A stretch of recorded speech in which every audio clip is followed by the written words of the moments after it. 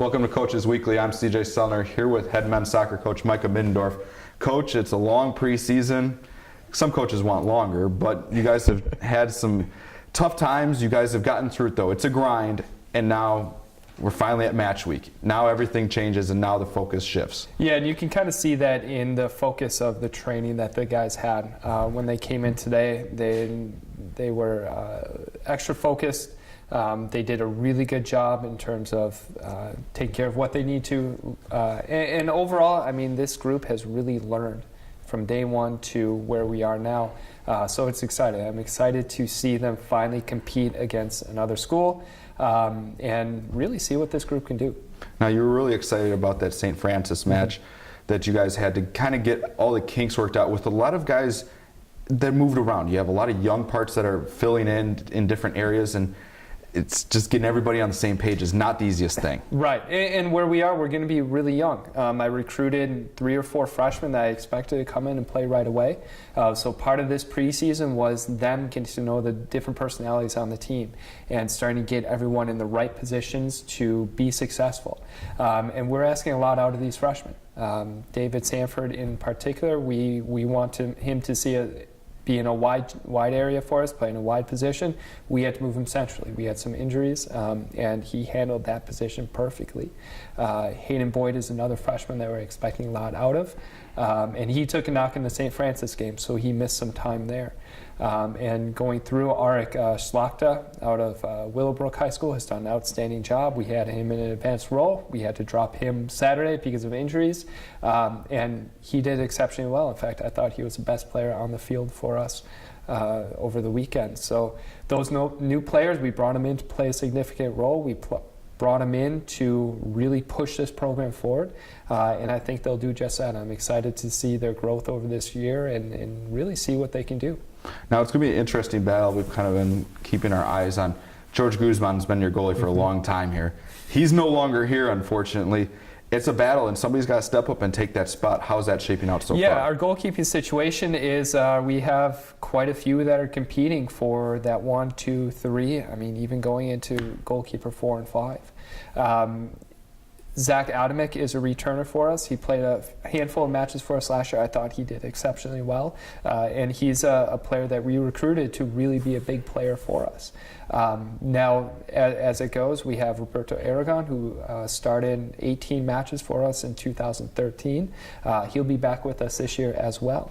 So he has a starting experience. Now, as you go down the list, Ariel Manjarres, who played a handful of matches for us over the last 3 or 4 years, he's done an outstanding job too. So I told the guys every day when they come in, your job is to compete, and your job is to make my decision as difficult as possible. And I'll tell you what, CJ, they have done exactly that. So going into this week, I have a decision to make, and who's our 1, 2, 3, and going down the list, and I'm excited for it. So, and that doesn't even factor in the 3 freshmen that'll be contributing and competing as well. And I thought they've been in a very difficult spot where they've had some limited action in some training sessions in the matches, but they've responded really well. And they've been great teammates, and they've pushed those goalkeepers in front of them. They've pushed the goalkeepers around them, which is exactly what I asked them to do. Now, a goalie is nothing without the people in front of them and the defense. How is that shaping out this year? We're going to be young, but we do have stability with Edwin Regalado, who started just about every match for us last year. He's really going to be the leadership in that back line, the vocal leader, and really kind of directing the players where they need to be. Now, he's also missed some time with a concussion this preseason. So we have a target of getting him back in early this week.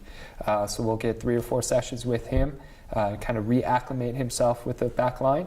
And then from there, it's going to be his show. It's going to be his line where he's going to be the leader, the captain of that back line. And I have all the confidence that he'll do an outstanding job for us. Now we look towards the midfielder and some of your goal scorers. Daniel Krajewski's back. Roberto Avila, we've just talked a little bit off camera. You think he can be an all-conference type player for you guys. How does that shape up? Because you can't win games if you don't score. Right, and for me, Roberto is going to play a 10. So I want to get him in a more advanced role because he's that special type of player that can hold the ball in the midfield, very confident, very composed on the ball, but then he has that ability to play that final ball. so then he can lead the ball into Daniel Kadrusi that we just talked about. JJ Joe, who has a ton of pace, so we'd be looking to stretch the field with him. So Beto has a habit of, if the play doesn't find him right away, he drops deep in the midfield, and rather than receiving the ball 20 yards from goal, he's receiving it 60 yards. So the coaching that he needs to take now is that we need to get him in a more advanced role and let his teammates get him the ball. And that's part of this preseason, where we're just trying to get used to all the different personalities and different players on the field. But when we look at the attack in the midfield, a lot of our experience is in the midfield, because we didn't mention Peter Cass, who started quite a few games for us last year. Fabian Robles, who's been a 2-year starter for us. Now as a junior, he stepped into a captain role and a leadership role for us. So we have a lot of experience in those midfield positions. So I have confidence that a lot of our goals, a lot of our production is going to come out of those 4 or 5 midfield players for us. Now you guys finally open up this week. It's exciting, but yet you still need to get those pieces kind of gelling. You don't want to get those nerves going too much. You guys are on the road to start. How are your kind of expectations? How are you kind of tailoring this week? I want to take all the pressure off the guys. So a lot of the coaching and a lot of the kind of advice that I give them is, you let me worry about the results. All they have to worry about is showing up, being a good teammate every single day, and looking to learn. So I think in that respect, they can play very free. And there isn't that pressure on them that they have to perform, because at the end of the day, I have confidence that they're going to perform. As long as they play free and they have that joy in their game, they're going to do just fine, and it's going to be exciting to watch this group. Now, finally, we're looking towards the kind of the whole grand scheme of things.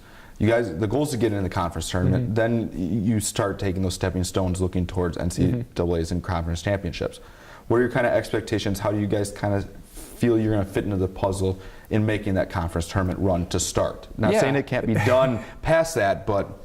Yeah, I tell the guys it's one step at a time. Our first job is to get into the top 6. And that's always been our goal, and that's been our goal for the last 3 or 4 years, and we've been close.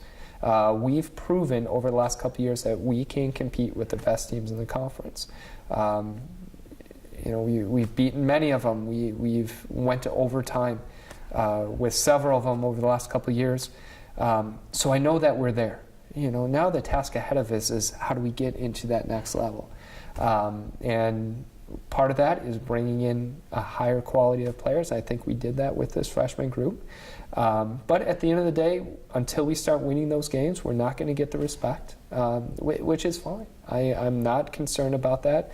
Like I tell the players, and like I told you earlier, I don't want them worrying about the results. I want them to worry about their job. I want them to worry about what they're doing on a day-to-day basis, so then they can play with that freedom. Because the ability's there, the skill's there, and like I said, it's going to be fun. I can't wait until when we get into the conference play, and we'll see how it goes from there. Well, thank you for your time coming out and talking with us. Cougar men's soccer, they head to Indiana this weekend to open up their non-conference portion of the schedule. Links and coverage to all their games can be found at CUCougars.com. For head coach Micah Middendorf, I'm CJ Sellner. Thank you for watching Coaches Weekly.